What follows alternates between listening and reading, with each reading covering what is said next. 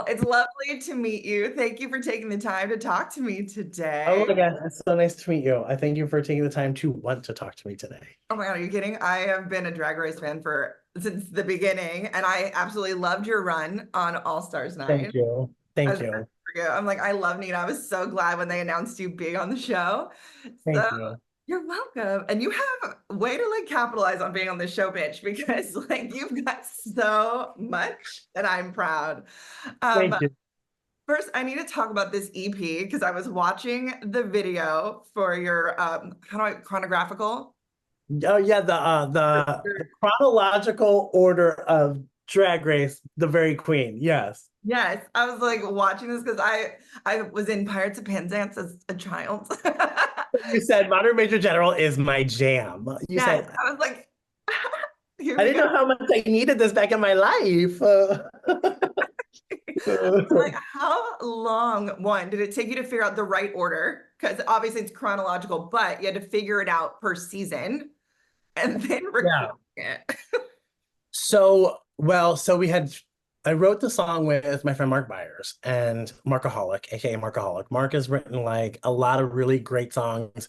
Some of them more like to the Drag Race fandom. He's written like, "Hey sis, it's Christmas. Hey sis, it's Christmas. Get you off of that." I mean, right. So he's written a lot of really incredible songs. A lot with Rue. But when I approached him with this idea, I had the idea. First of all, I had the idea when I was watching Only Murders in the Building, and Steve Martin was getting ready to do the patter song for the play, which of the Pickwick triplets did it, who in the group could we do.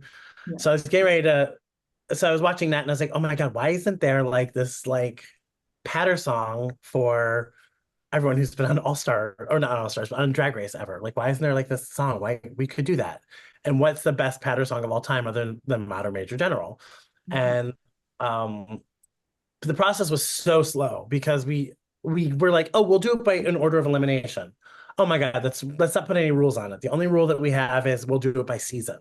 So we're not going to do an order of who wins, who is first out, because we have to also then do wordplay and figure out, is there something like instead of saying Phoenix, we needed something to rhyme. So we said Firebird, right? So like in her season. So we had to be smart with how the rhyme landed in the meter and in the chrono in the at least the cast order Yeah. of the series. So it is a feat amongst itself, right? It is a lyrical feat in and of itself. Yes. Um, but also what Gilbert and Sullivan did for us, which was in the rules that they provided, was there are no rules. They made up words. So we made up words. They, Milk by the Lake, wait, some Magnolia by the Lakes of Beauticaceous, something, something, something, milk is so lactaceous, right? Like we were just trying to we created a world and a rhythm that Gilbert and Sullivan basically set up for us. And then we ran with it.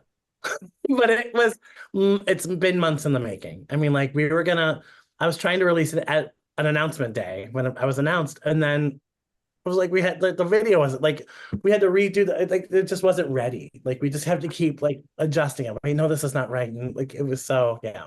But here it is now. It's out. It's out. And I was literally sitting there like, how is she doing this? Because Yeah, it's and so then you get to the second half of the song after the break, and it's all double time. And Mhm. like it's like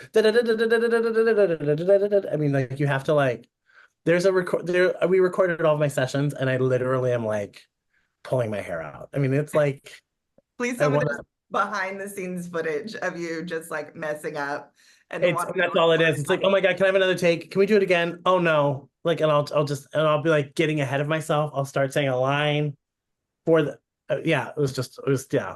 But it's out and we're gonna do it live around the country soon enough. And yeah. you're good, like a good girl. Good for you. I need you to serve up some wordplay. Oh, redacted, hilarious. But, Like the cackling I did. And you've got some other amazing stuff. You're going to be at D23. yes, I'm actually in LA now getting ready for D23. Oh, well, welcome. That's where I am. And you are going to be unveiling a new t-shirt with the Trevor project. So talk to me about that. I know that's who you were playing for also on All Yeah. Stars. So I'm partnering with this incredible brand, apparel brand called Homage. They're based in my hometown of Columbus, Ohio. They just are fresh off of the heels of two incredible. I mean, they have a like this long legacy of powerful collaborations with sports franchises and teams. They just are finished one with Kelsey Brothers, and they just launched one with Hugh and Ryan, my friends Hugh and Ryan of a little independent indie film Okay. called Deadpool and Wolverine. Yeah, it's something that Never heard of it. Never no heard one's of probably ever heard of it. Not the biggest movie of all time. Um, but so what's the next logical step then to go from, these heavy hitters like the Kelseys and Hugh Jackman and Ryan Reynolds and to Nina West? Obviously. I went to them with this idea. I've having had partnered with them in the past on a couple projects locally in Columbus, Ohio, and after season 11. I went back to them. I said, I would love to partner with you to do something for the Trevor project. Could we pay homage to the Trevor and the work that they do? And they were like, it was a 2-second text. Absolutely. We would love to be a part of this. How can we help? How can we further the mission? How can we tell the story? And that's also kind of what they are. They're a storytelling apparel brand. So, and which has also made complete sense for us. And so 20% of the proceeds of every Trevor t-shirt, the Nina West Trevor t-shirt goes to the Trevor Project. And people get an awesome, really comfortable, fabulous t-shirt out of the process. And I just am really proud of it and think that the work that Trevor does is so vital and important. It's life-saving. I've seen it, and happen, and it's powerful. And I've seen the work that Homage does in celebrating these these franchises and these brands and how it makes people feel, right? The power of putting on something and wearing something into the world that says who you are. Like that's really powerful. Even if it might just be about the fandom of a sports team or your favorite comic book character or a drag queen. And I know that the work that I have done is really vital to people who support me, in some way or another. I resonate with people on some level, whether that's in the authenticity or the truth of my storytelling, right? But all three of these combined, together, the importance of telling kids the story that they matter. And it's not just a story, but the truth that they matter, regardless of where they're at, and that they deserve a life fulfilled is important. And so that's the power of this partnership, and I'm really excited about it. You say that so beautifully because it's absolutely true. Thank you. Thank you. So let's talk about your tour. All right, we were talking about the song earlier because I had to do that because I was like, I just have to talk about this first. But the Very Queen, your one-woman show that you're going to be taking on. Holy smokies. Yeah, I'm doing a small cabaret tour to lead up to some pretty big things. It hasn't been announced yet, but I guess we'll share here. So I'm going to be doing a small cabaret tour that we're going to be workshopping the show in Provincetown the week of August, and then we come back. I go back home and I do a few things and I work on it and tinker with it a little bit, and then go back to Provincetown again to workshop it some more. My friend Matt Lenz is directing it. He is the director. He was the associate director on Hairspray on Broadway. Directed a lot of other things in the world, and directed me in the national tour of Hairspray. Lon Hoyt will be the music director, who was the music director for the Broadway run of Hairspray back in 2002, and he's joining me for this. And so it's a family affair. And we're going to be then preparing the show for a 54 Below run for a couple nights.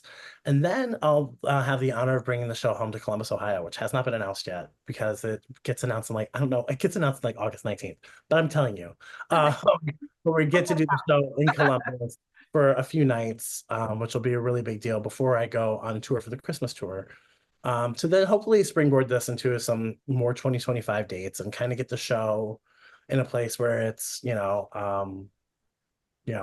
everyone's reminded why they are themselves the very queen, and so yeah.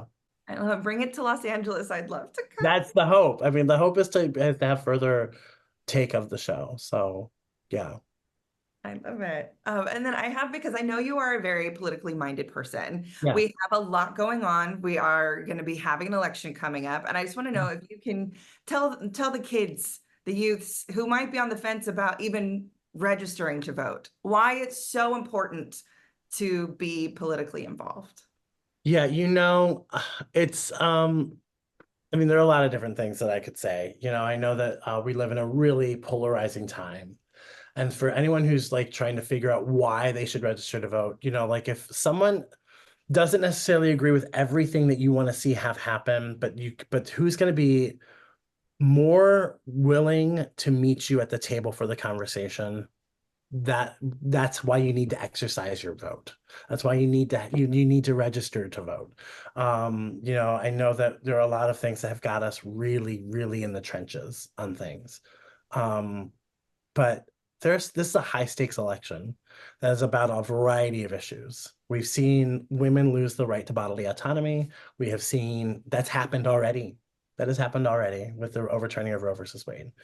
So if the former president were to regain power and the office, I cannot even imagine what would happen next. I do know that LGBTQIA plus people are already facing horrific mounting of laws against them. And if he is able to go back into office, we will see probably our rights taken away as well. I would imagine they'll go after Obergefell, and they'll try to overturn the access to marriage equality. Not to scare anybody, but these are very real conversations. And your fear, how do we turn your fear into motivating you to making positive change? Because that scares the shit out of me to hear these things.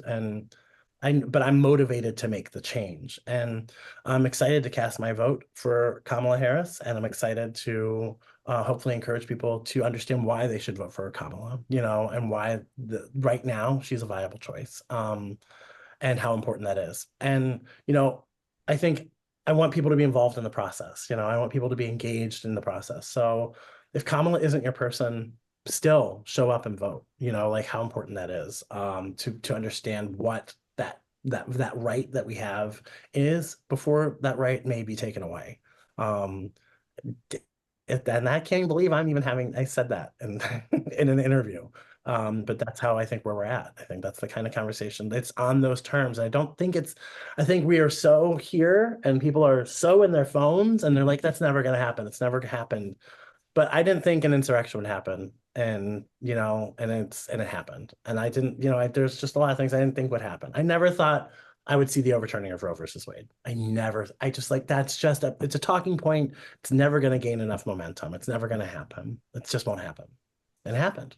So I think we need to prepare ourselves for what is at stake. We need to make it known of what is at stake. And we need to prepare ourselves to do the things that are going to activate us to put ourselves in a position to not have it happen. Deadlines are coming up for people to register to vote. Know what your local deadlines are in your states. Know what those deadlines are because they're happening now. So you make sure you fill the deadline to register to vote. Make sure you come up with a plan and make sure your friends have a plan. That is like one of the key things that found success in 2020 and why we need to find success in this. It's like everyone encouraging one another and engaging one another to have a plan. Do you need a ride to the polls? I can take you to the polls. Or you're not going to be home because you're traveling out of the country or out of town or vacation, whatever. Get an absentee ballot. But how can you make sure that you cast your ballot in this process and make sure that your voice is heard? Because there could be a time where your voice will not matter. And we don't want to see that happen. So make sure you're exercising all of those things to make sure that you are in the position to have your greatest right exercised. All right, yeah. Yay.